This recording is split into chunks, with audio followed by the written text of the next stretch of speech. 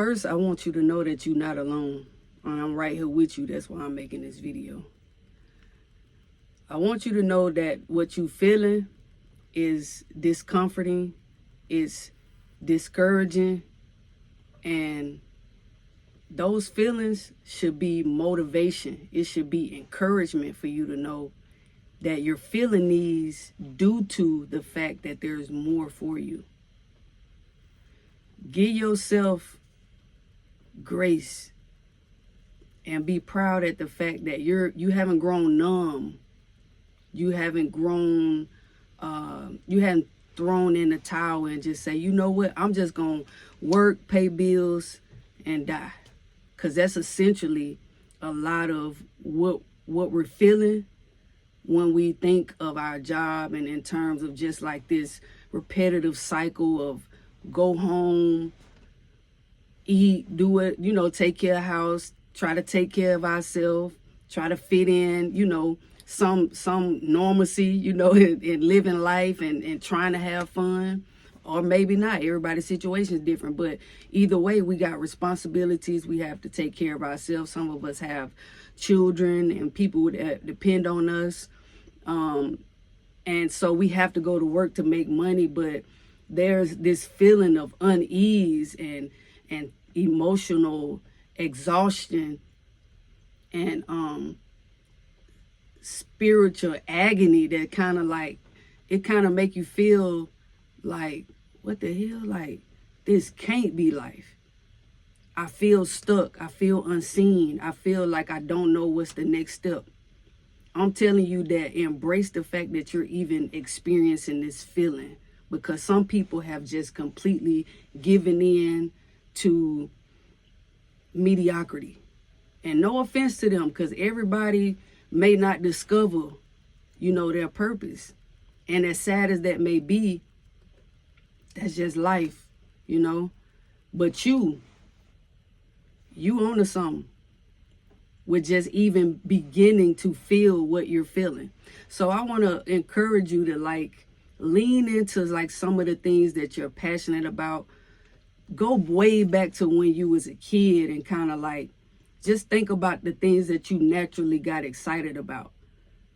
But as we get older, life has a way of making us tune it out because of this idea of being an adult and having to,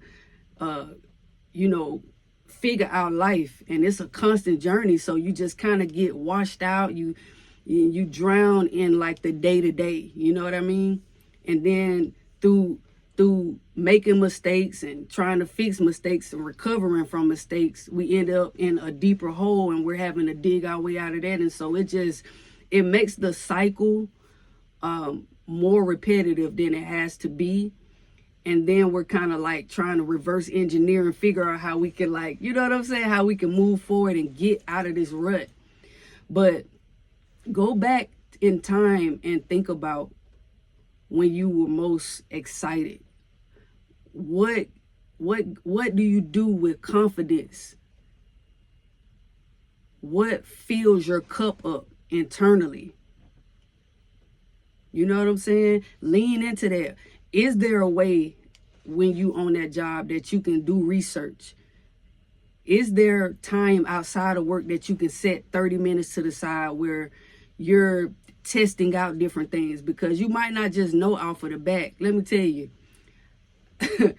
2013, I got into network marketing.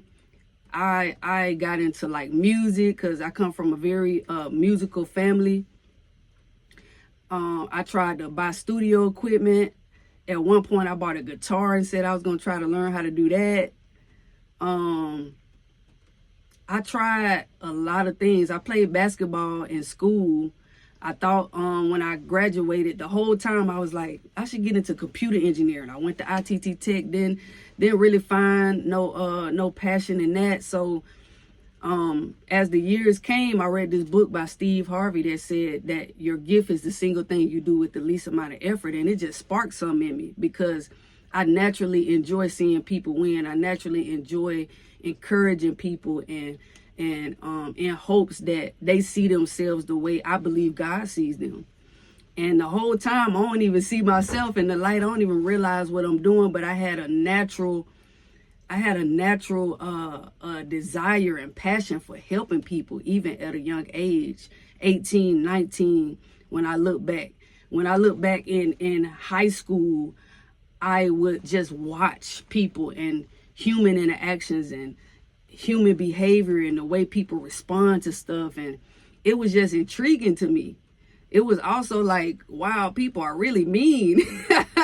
People are really people are really mean, but you know, everybody working through stuff. We're trying to navigate this thing called life the best way we know how. And you know, so there's grace where that came from. But my point is, even when I look back then, I recognize a pattern, a common denominator, if you will, and just this desire to see people light up and realize, like, you know what, I am somebody. I am significant. I do have purpose.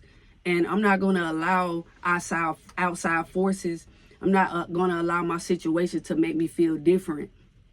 And so, matter of fact, I was listening to a podcast earlier today, and he referenced our identities being tied, you can think of it as a thermostat. Whatever the temperature is in your house has nothing to do with what the temperature is outside. But if you open all the doors, you will be affected. Your internal will be affected if you allow what's outside of you to penetrate you, to move you, to change you, to navigate your moves and your choices. It's internal. Like, we got to do the work here, and that will help us on the outside start seeing things differently, seeing ourselves differently, and we'll begin to build up that courage to be everything that we know we want to be. We just don't know what it actually is. But the more we try stuff, the more we test, the more we experiment with these different things that we like, that we have interest in, or that we're just naturally passionate at, I feel like we'll start discovering what it is that we should lean into, so we can live the most fulfilled life. Because I believe that that's what we're put here for, to be fulfilled, to live out our purpose, to discover our gifts and help each other do the same. Leave a legacy behind, break generational curses. But just know I understand your feeling, and you're not alone in getting tired of that job. This is only temporary, but figure out why you at that job. What, God, what you trying to show me while I'm here? You know, other than paying my bills, it's some gems in where I'm at now, and that's how you got to look at it. But don't give up, because it's not over. It's breath in your lungs. So be confident in that, and be confident in knowing God ain't waking you up for no reason. So y'all, I love you with the love of God. Keep pushing, keep pressing, keep believing, because I believe in you. And again, no views, no heights, baby. We up this year. I'll talk to y'all later. Peace.